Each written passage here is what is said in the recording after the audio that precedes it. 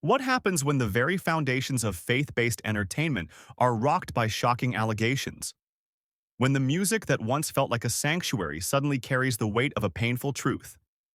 The Christian music world is reeling from the Michael Tait allegations, and what's emerged is a fractured landscape of shock, anger, and a desperate call for reform. You won't believe how some of the biggest names in Christian music are reacting, and one former band member's take is going to send shivers down your spine. Stay tuned as we cover a story that's been shaking the core of the Christian music world, the allegations surrounding Newsboys lead singer Michael Tait, and the reactions from some of CCM's biggest voices. It's a story not just about an individual, but about culture, silence, accountability, and a call for change. On June 4th, the Roy's Report released the results of a months-long investigation into Michael Tait, revealing shocking allegations of abuse and a widespread cover-up. The Guardian quickly followed with further reporting. This wasn't just a scandal. It sent shockwaves through the tight-knit world of contemporary Christian music. For years, Tait was seen as a beacon of the genre. Now, artists, fans, and former insiders are grappling with the fallout. One of the rawest, unfiltered responses came from Darren King, former drummer of Mute Math, a band with roots in the Christian alternative scene. King, who contributed anonymously to the investigation as Abraham, posted on Instagram, urging followers to center the victims, not Tait or the Newsboys' reputation. He didn't hold back. Calling Tait's response to the allegations bulls, King made it clear. He believes there was a system protecting this behavior for decades. I'm sure that many of you have seen the allegations brought against Christian musician Michael Tait from DC Talk and the Newsboys. There are two articles, one by the Roy's Report and one by the Guardian, and I contributed to both of them, though my story is by far the least severe of anyone's mentioned. I decided that I want to publicly talk about it because I want to show support for my friends who are the victims of Tait's attacks. My story is that about 20 years ago, my former bandmate Paul and we were in a band together called Mute Math. We were invited to Macaroni Grill in Brentwood, Franklin, Tennessee, to go have dinner with Michael Tait. I was so excited to get to meet one of my childhood heroes, but quickly discouraged by, within the first 4 or 5 minutes of the conversation, he had, in a really forced way, found a way to stroke my ear and put his hand on my leg. Made me uncomfortable. After that meal, never spoke to or saw him again, thankfully.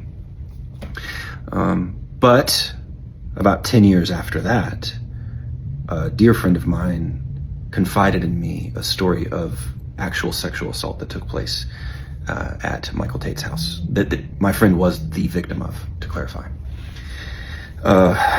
Years went by and I heard other rumors, more just rumors of his constant partying and debauchery, not of assault. And then about 5 months ago, my dear friend Israel, whom I've known since 1997, I used to work for his parents, Israel contacted me about a news story that was being done. And if you'll read the story, you'll see that Israel was only 13 whenever he was assaulted by Tait. I never knew that story until this year, and I was heartbroken to hear it, but glad that somebody was actually doing the work of investigative journalism to start to bring all of this in the light. I was able to connect other friends of mine who had stories to each other and also to the reporters, and I hope that both of you reporters, I want to say right now, Jessica and Josiah, I hope you feel so proud of the work you've done. Great job. I want to talk about so much about the culture that facilitates and attracts these predators, but for now, I'll just say two things. I hope that everyone centers the victims as you talk about this and think about it, rather than being worried about the fate of the Newsboys or of Michael Tait. I hope that you first center the victims, honor them, and seek restoration for them. I hope that this goes to court. I hope that Tait is brought to justice in a court of law. Secondly, I think that someone can only engage in this level of predation for this length of time, potentially 2 decades, with a team of helpers. And I believe that Tait has a team of people who spend their time, energy, and money clearing his reputation and suppressing criticism or suppressing the truth. And while I don't know much about those shadowy figures, I find it very hard to believe that his bandmates did not know. The most recent report tells of hotel security camera video footage that we've now all seen. It tells of a police report. And if you know anything about touring life or the music industry, there's no way that bandmates and a manager would not know about a police report. So I think that Michael Tait's confession was BS. I think that it was an attempt to minimize the severity of the claims. I think that it was an attempt to deflect responsibility from his team of handlers. And while I know very little about the specifics of the machinations of their world, I don't believe it. I doubt that they were oblivious. And though I have left the church and Christianity, I still use the scriptures that I was taught as a child as one of my primary ways of seeing the world. And I thought I might share a verse with you that I was reminded of in this situation. This is Amos 5:21 through 24, the word of the Lord. I despise your festivals, and I take no delight in your solemn assemblies. Even though you offer me your burnt offerings, I will not accept them, and the offerings of well-being, your fatted animals, I will not look upon them. Take away from me the noise of your songs. I will not listen to the melody of your harps, but let justice roll down like water, and righteousness like a never-flowing stream. Other artists took a more measured tone. Mike Dunhay, formerly of 10th Avenue North, shared a heartfelt Instagram video.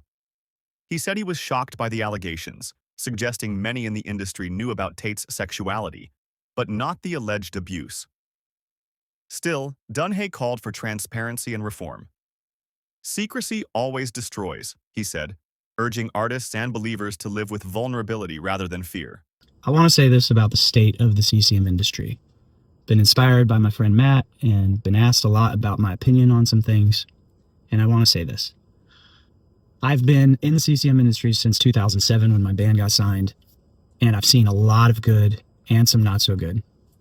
And when blow-ups happen, there seems to be two radical responses. One, see, they're all a bunch of lion snakes in it for the money. Let's burn this thing to the ground.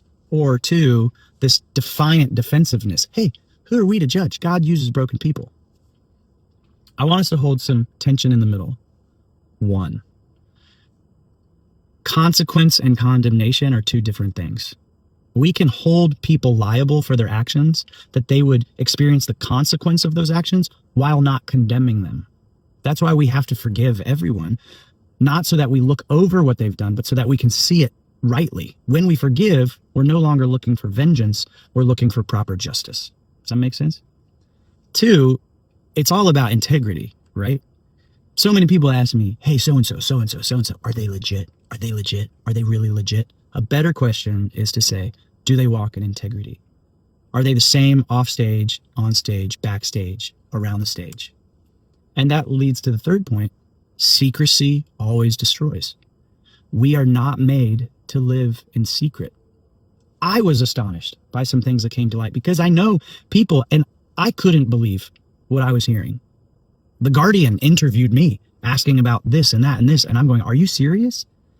Which just reminds me the importance to live openly and honestly, not necessarily with everyone, but to find your safe place and your safe people that you can be honest about your struggle.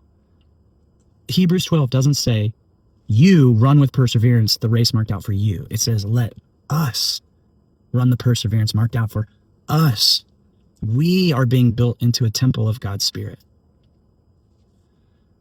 So I am heartbroken, saddened, and weirdly encouraged because we love to label whole groups of people by a few people's actions, and we need to be careful. Just like we need to be careful about clickbait saying, you heard CCM was terrible, but here I am as the hero to the industry. Guys, there have been so many incredible artists doing such incredible work for so long. Please don't throw the baby out with the bathwater, but also look into these things and be honest and open, ready to forgive, and ready to correct. As Paul tells Timothy, we correct with all gentleness. We speak the truth in love. What we say is just as important as how we say it, and how we say it is just as important as what we say. Country Christian artist Rhett Walker, who's actually signed to a management company owned by Newsboys co-founder Wes Campbell, initially stayed silent, but eventually spoke out. He said, "If they're true, put him in jail." And like Dunhay, he pushed back against those calling for a total rejection of CCM, insisting that many in the industry are doing God's work with integrity. Matt Hammett, formerly of Sanctus Real, echoed that same dual message. Yes, let's seek justice, but don't erase the decades of faithful service by countless artists. The majority of people I've known in this industry love God, love people, and got into this for the right reasons. So I just can't escape this poll, this feeling that I should say something about what's happened in the Christian music industry over the past couple of weeks. Some of the news that's come out about moral failure and people who've been hurt. And my initial reaction is probably really similar to many people out there, which is heartbreak and sadness over what I've seen. But on the heels of that, I've also seen some people trickling through my feed who are kind of trashing Christian music as a whole. People who are saying there's tons of artists living double lives.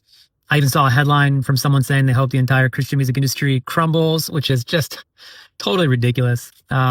Every genre, every business, every industry, every church, every organization that has humans will have people fail. That's not an excuse for what happened. But what I want to say is that I've been in this industry for 25 years. I toured with Sanctus Real for 20. I've been writing music in this industry for a long time. I have close community with a lot of people in this industry. And along the way, I've seen a handful of people fail. I've seen people go through dark seasons where God has restored them. But the majority of people I have known all along the way love God, love people, got into this for the right reasons, and continue to pursue to live what they preach. And so I just want to encourage the person out there who's like, is this whole industry just a sham? Absolutely not. I think the world, as much as ever, needs Christian music, needs people lifting up the name of Jesus, shining a light, lifting their spirits through song. And I'm still excited about what God has been and is up to in Christian music. And I just wanted to encourage somebody out there with that. Maybe there's somebody out there who that's not their experience, but that's my experience. And so I wanted to encourage you with it, that God's still doing great things in the industry, and that we should just continue to pray for the people who've been hurt. And then there's Corey Asbury, asked on Instagram who in the industry knew about Tait. His response was blunt. Everyone knew. Whether he meant the abuse or just Tait's sexuality is still unclear, but the message resonated. So what now? Some call for the Christian music industry to burn down and rebuild. Others say it needs deep reform, not destruction. Across the board, artists are grappling with the cost of silence, the danger of celebrity worship, and the need for honesty, even when it hurts. The message from many is clear. You can hold two truths at once. You can mourn the damage done and still find beauty in the music of those who served faithfully. You can hold leaders accountable and not lose your faith entirely. Darren King pointed to the prophet Amos. I hate your festivals, but let justice roll on like a river, righteousness like a never-failing stream. It's a reminder that real faith doesn't ignore pain. It seeks justice first. What do you think? Are artists right to defend the integrity of the CCM industry? Or is Hayley Williams right? Does the whole system need to crumble? Drop your thoughts below. Hit like if you appreciated the nuance. And don't forget to subscribe for more deep dives into faith, culture, and music.